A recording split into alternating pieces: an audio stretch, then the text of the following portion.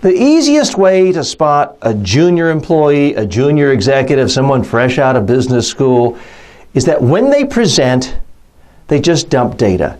Here's all the numbers. Here's the chart with 89 columns and rows.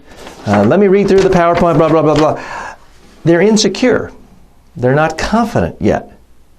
So they try to mask their insecurity by overwhelming people with data, not because they want to communicate, but because they want to be defensive. And they reason, if I just overwhelm people with every single fact, then no one can accuse me of leaving anything out and they'll think I'm smart. That's not really a good strategy for them, but we're not here today to help them. We're here to help you. If you aspire to executive leadership, or you already are an executive and you know that you've got to get better at presenting, the biggest thing that really distinguishes executive presenters and all the folks below is that executive presenters focus on just a handful of ideas. You're going to hear me mention this again and again throughout, but you have to bring clarity. People do not mobilize. They do not take action.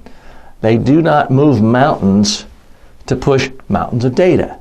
They do it because of one or two or three or just a handful of big ideas, important ideas that have to be acted upon. Now, I don't care if you are an executive in the federal government, an executive at a Fortune 500 high-tech company, or an executive at a 4-person consulting firm. If you're trying to get people to take action, then you have to communicate with clarity on just a few points, even if you have a 5-hour presentation to give. Think of the best executive presenters that you can, whether it was Steve Jobs in his prime, Warren Buffett. They focus on just a handful of ideas, and they make those ideas understandable.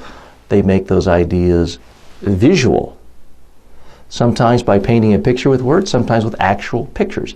They don't stand up and go through bullet point after bullet point after bullet point. As an executive, you've got to be able to communicate effectively and to get people to take action. Your own employees, your vendors, certainly your customers, your clients, your bosses, your board of directors, all of these people you have to communicate with effectively, and it's not going to happen by just presenting a whole lot of data.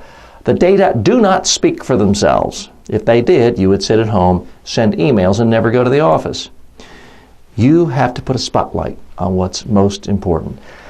That's what executives do. That's in part what you get paid the big bucks for, because junior people, the other people who sort of stay within the bowels of a bureaucracy, they tell themselves, oh, I'm not a good presenter, I'm a behind-the-scenes person, and I'll do as I'm told.